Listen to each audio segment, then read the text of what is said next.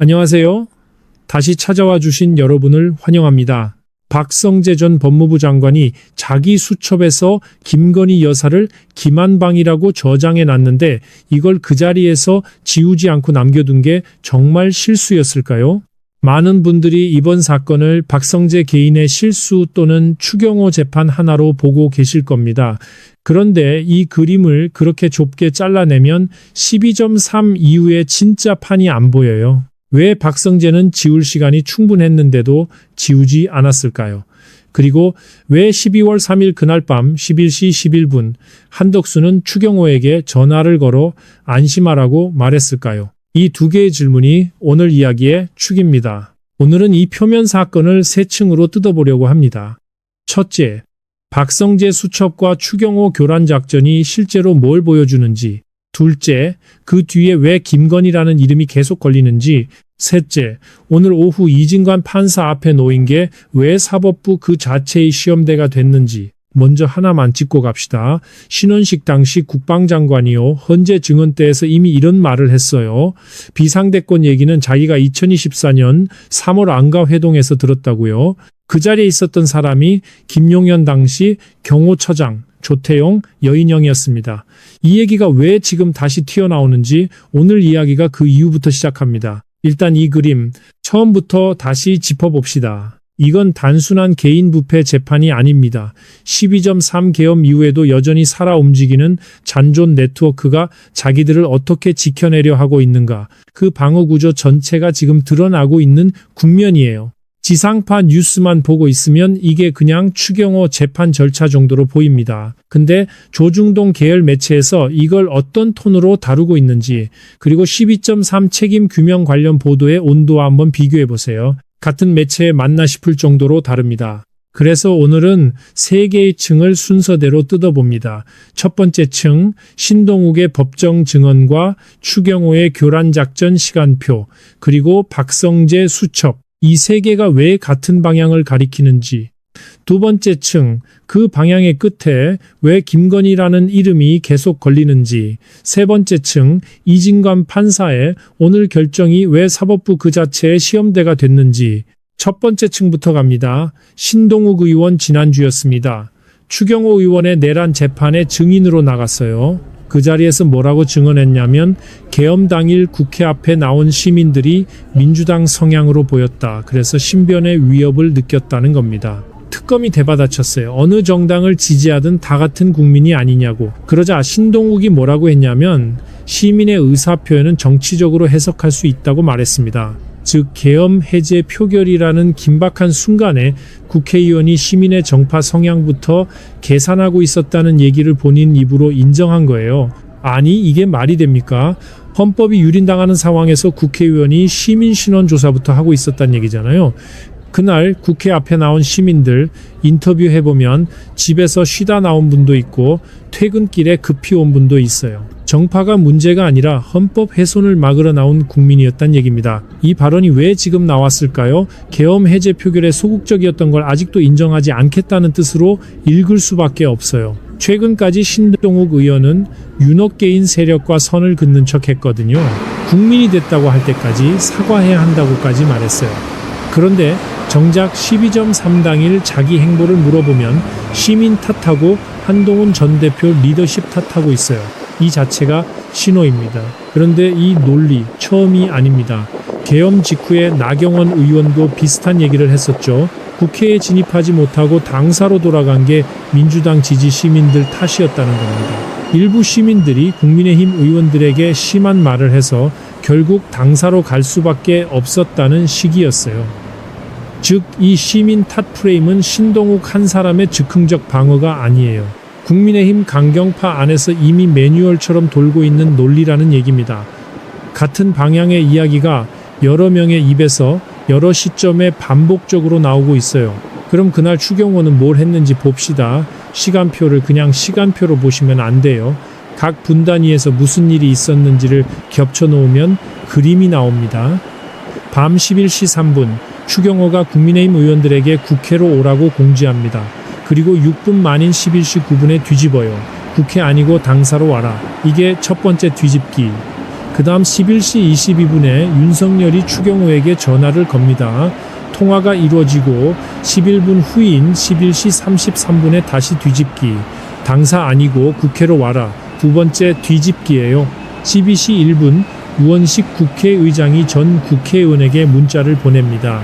속히 본회의장으로 오라고요. 그러자 추경호가 세 번째로 뒤집습니다. 다시 당사로 바꾼다. 그리고 한동훈 당시 당대표에게 전화해서 아래로 내려와 달라고 요청합니다. 여러분 이거 한번 보세요. 이걸 그냥 우왕좌왕이라고 부르기엔 윤석열 통화 직후에 방향이 정확히 뒤집힌다는 패턴이 너무 정교해요. 그리고 그 시각 추경호는 원내대표실에 혼자 있었던 게 아닙니다. 김희정, 송원석, 이미자, 정의용, 김대식, 신동욱, 조지현 의원이 함께 있었어요. 신동욱은 그 사이에 본회의장을 오갔는데 나가는 순간이 추경호 전화 받는 순간이었다는 사진이 이미 여러 번 보도됐습니다. 이 정도 시간표를 놓고 우연이라고 하는 건 국민들 지능을 시험하겠다는 뜻이에요. 그런데 이 방에 있었던 사람들 지금 어디 있습니까? 아무도 정식으로 수사받고 있지 않아요. 조지현 의원은 압수수색조차 안 들어갔다는 얘기가 나옵니다. 그리고 하나 더 짚어야 합니다. 그날 새벽 0시 30분쯤 707 특수임무단 병력이 국민의힘 정책위 의장실 유리창을 깨고 본관에 진입했어요. 특검 수사 결과 그 정책위 의장실 바로 옆방에 추경호 당시 원내대표가 있었던 것으로 파악됐습니다. 벽 하나예요. 군화 발소리가 복도를 울리고 국회 사무처 직원들과 당직자들이 저항하는 소리가 벽 하나를 사이에 두고 다 들렸어요. 그런데 추경호가 뭘 했습니까? 어떻게든 본회의장으로 와달라는 한동훈 전 대표의 전화를 받고도 본회의장은 민주당 의원들도 있는 공개된 장소라면서 응하지 않았습니다. 오히려 아래에서 상황을 정리한 뒤에 올라가도 되지 않겠냐면서 본회의장에 있던 국민의힘 의원들을 이탈시키려 했다는 게 특검의 판단이에요. 이제 세 번째 조각을 놓아봅시다. 박성재 자필 수첩이요. 텔레그램은 삭제하면 텍스트가 아예 남지 않아요. 부승찬 의원 말이 정확합니다. 일반 대화방 텍스트는 지우면 포렌식으로도 안 뜬다는 겁니다. 그림 파일이나 PDF만 임시 저장 형태로 남아요. 박성재 정도의 법조인이 이걸 모를 리가 없어요. 그런데 남았습니다. 그리고 김건희를 김한방으로 저장해놨어요. 여기서 두 가지 사실을 겹쳐야 합니다. 첫째, 12.3 이후 삼청동 안가회동에서 나머지 3명은 휴대폰을 바꿨는데 박성재만 안 바꿨어요. 둘째, 마포대교 가서 던질 시간적 여유는 충분했는데 안 던졌어요. 김한방이라는 저장명은 우연히 나온 게 아니에요. 법조인으로서 그냥 김건희로 저장해도 됐고 심지어 형식적으로 영부인이라고 저장할 수도 있었어요. 근데 굳이 김한방이라고 써놨어요. 이건 김건희에 대한 박성재의 내심적 거리감을 그대로 노출하는 이름입니다. 즉 박성재는 김건희 사람이 아니라 윤석열 사람이었고 김건희의 수사 지휘를 어느 정도 강요된 것으로 기록해두고 싶었다는 뜻이에요. 이 정도로 남긴다는 건 우연이 아니라 설계입니다. 여기까지 정리하면 결국 이 사건의 구도는 이렇게 보입니다. 12.3 그날 밤 계엄 해제 표결을 방해한 사람이 추경호였고 이제 그 증거가 하나둘 나오면서 영장이 청구된 것이다. 즉 추경호 개인의 사법 처리 국면이라고요. 여기서 끝내고 싶습니다. 그런데 진짜 문제는 지금부터예요. 왜냐하면 추경호를 지키기 위해 지금 이 순간 움직이고 있는 사람들이 너무 많거든요.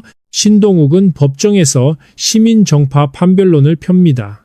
안철수는 재판에 나가서 한동훈도 국회와 당사를 왔다 갔다 했다고 물타기를 시도해요. 한덕수는 계엄 당일 11시 11분에 추경호에게 안심하라고 전화합니다. 박성재는 자기 휴대폰을 안 바꾸고 김건희와의 메시지를 남겨요. 그리고 정작 그 원내대표실에 함께 있었던 조지현 의원은 대통령실 행정관 시절부터 김건희 파로 분류되던 인물입니다. 이걸 그냥 개인들 각자의 대응이라고 볼 수 있을까요? 아니면 잔존 네트워크가 자기 몸을 스스로 지키기 위해서 정확히 같은 시점에 같은 방향으로 움직이고 있다고 봐야 할까요?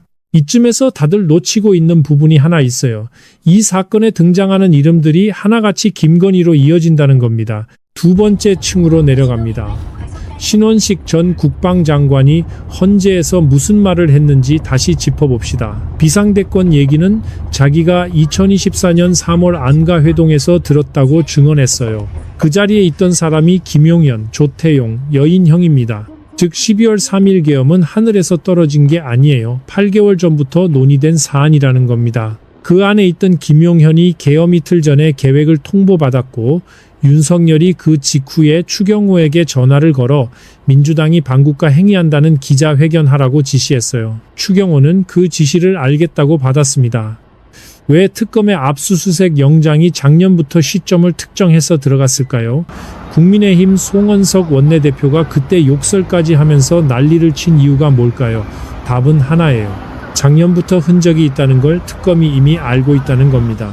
그럼 여기에 결정적인 새 증거를 하나 더 겹쳐봅시다.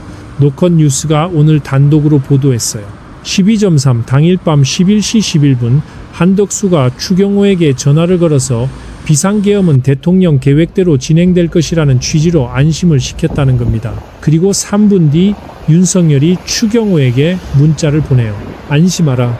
이게 뭘 뜻하냐면요.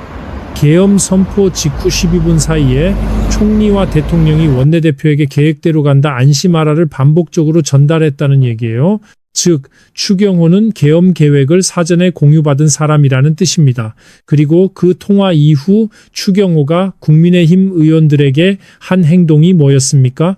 본회의장으로 가지 못하게 하는 것이었어요. 이 그림 어디서 본 것 같지 않으세요? 12.2 그날 밤에도 정확히 이런 식으로 통신망이 돌아갔어요. 명령이 위에서 내려오고 중간에서 지시가 배분되고 정치인 몇 명은 밖에서 안심시키는 역할을 맡았습니다. 재밌는 게 같은 국민의힘 안에서도 이걸 다르게 보고 있던 사람들이 있었어요.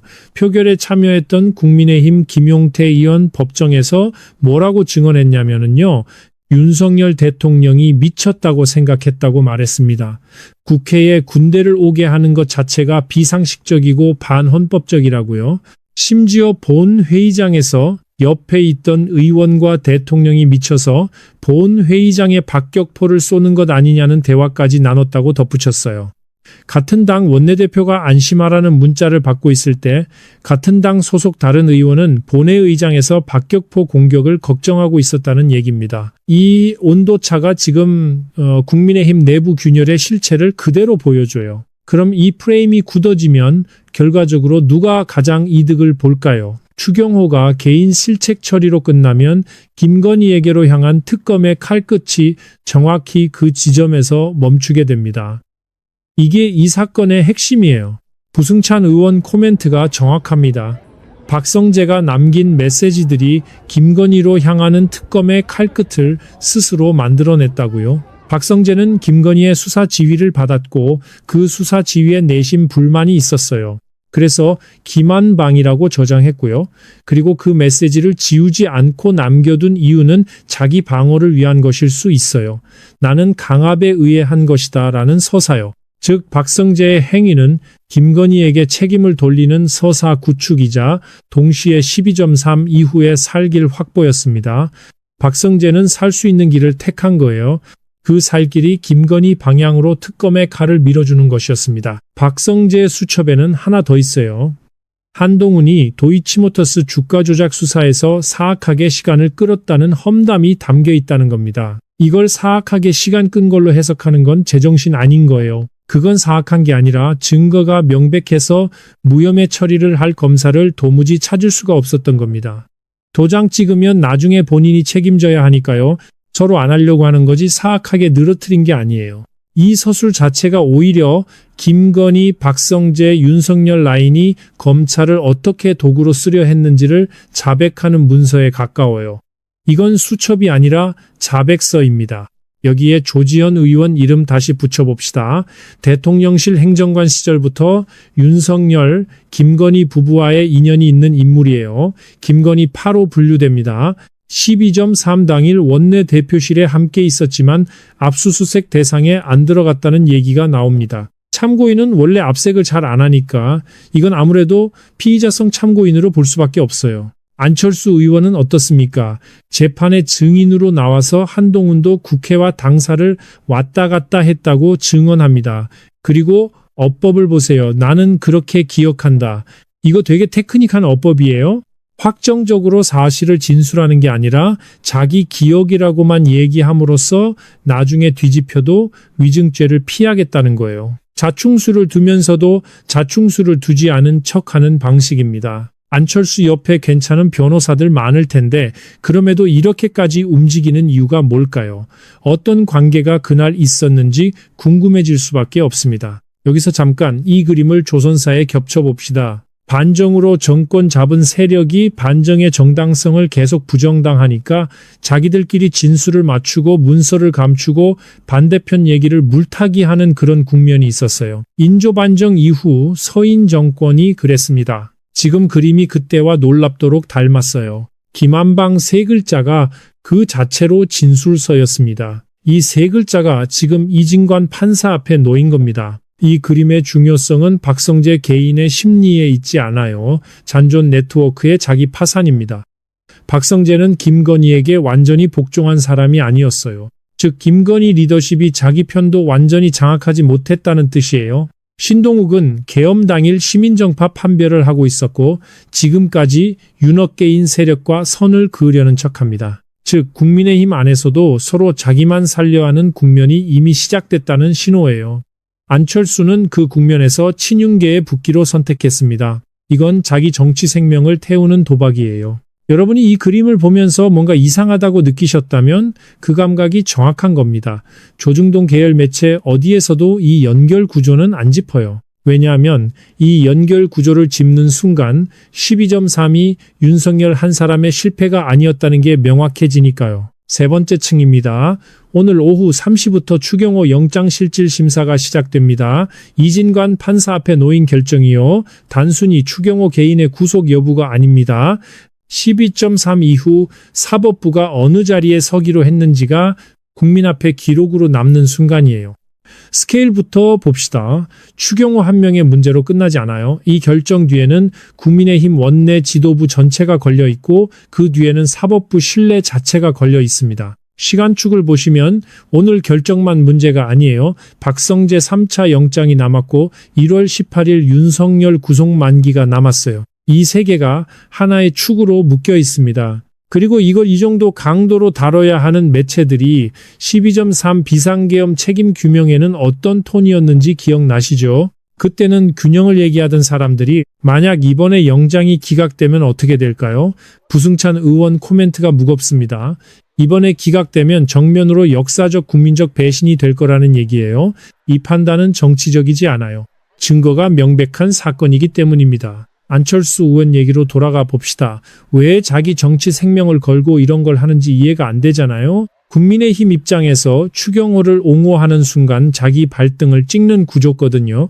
왜냐하면 논리적으로 다음 질문이 돌아오기 때문이에요. 너희들 그럼 왜 표결 안 했냐고.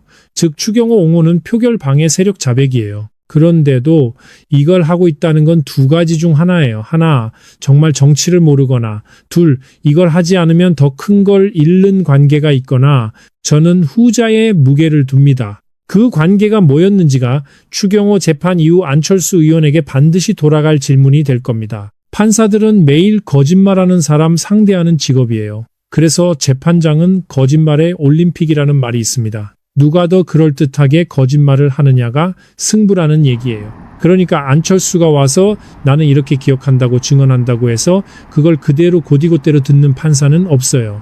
정황 다 보고 판단합니다. 그러니까 지금 진짜 봐야 할 건 재판부가 이 그림 전체를 어떻게 봤느냐, 그리고 그 판단을 내리는 판사에게 지금 어떤 압력이 들어오고 있느냐예요. 이 이야기 어디서 시작됐습니까? 박성재의 수첩이었어요. 김한방 세 글자. 그 세 글자가 어디로 흘러왔는지 다시 정리해 봅시다. 김한방이라는 저장명은 박성재의 내심적 거리감이었어요. 그 내심적 거리감이 있는데도 지시받은 수사를 수행했다는 건 강압 구조를 시사합니다. 그 강압 구조 안에 있었던 총리 한덕수가 12.3 당일 11시 11분에 추경호에게 안심 전화를 걸었어요. 그 안심 전화를 받은 추경호가 원내대표실에서 교란 작전을 지휘했습니다. 그 교란 작전을 지켜본 신동욱이 법정에서 시민 정파 판별론을 꺼내들었어요. 그 옹호를 도우려는 안철수가 정치적 자살을 감수하면서 물타기를 하고 있습니다. 이 이름들이 왜 하나같이 자기 위치를 벗어난 행동을 하고 있을까요? 답은 하나예요. 자기가 지키려는 게 하나 위에 있기 때문입니다. 그 이름은 이 화면 어디에도 아직 정식 피의자로 안 올라와 있어요. 이걸 국민들이 지켜보고 있다는 사실을 사법부가 잊으면 안 됩니다. 1월 18일 윤석열 구속 만기, 그리고 오늘 오후 추경호 영장실질심사, 이 두 시점이 만약 정면으로 국민의 상식을 배신하는 방향으로 결정된다면 그 파장은 사법부가 감당할 수 있는 크기가 아니에요. 이건 예언이 아니라 산수입니다. 결국 오늘 오후 이진관 판사 앞에는 두 개의 결정이 놓입니다. 하나는 추경호 개인의 구속 여부, 다른 하나는 12.3 이후 사법부가 어느 편에 서기로 했느냐. 이 두 개는 겉으로는 다른 문제처럼 보이지만 국민 눈에는 이미 하나로 묶여 있어요. 그리고 여기서 하나 더 짚고 갈 게 있습니다. 박성재는 3차 영장 청구가 남아 있어요. 안철수 의원은 추경호 재판이 끝나면 국민들의 질문을 받게 될 겁니다. 신동욱 의원의 법정 증언 기록은 이미 특검 손에 있어요. 조지현 의원의 이름은 지금까지 뒤에 남아있지만 오래 남아있을 수 있을까요? 추경호 의원 지금 대구시장 출마 얘기가 계속 돌고 있죠. 오늘 영장이 발부되면 시장직 도전은 그 순간 끝납니다. 국민의힘 강경파 지도부 재편이 시작된다는 얘기예요. 그리고 그 재편의 압력이 지금 이진관 판사 방향으로 들어가고 있을 겁니다. 이걸 국민들이 지켜보고 있다는 사실은 사법부가 뒤늦게 깨달아서는 안 되는 부분이에요. 이 이야기는 이제 겨우 두 번째 층을 지났을 뿐입니다. 세 번째 층이 열리면 지금 화면에 없는 이름들이 하나씩 올라옵니다. 이 채널은 12.3 이후의 판을 계속 추적합니다. 놓치지 않으시려면 구독과 알림 설정 부탁드립니다.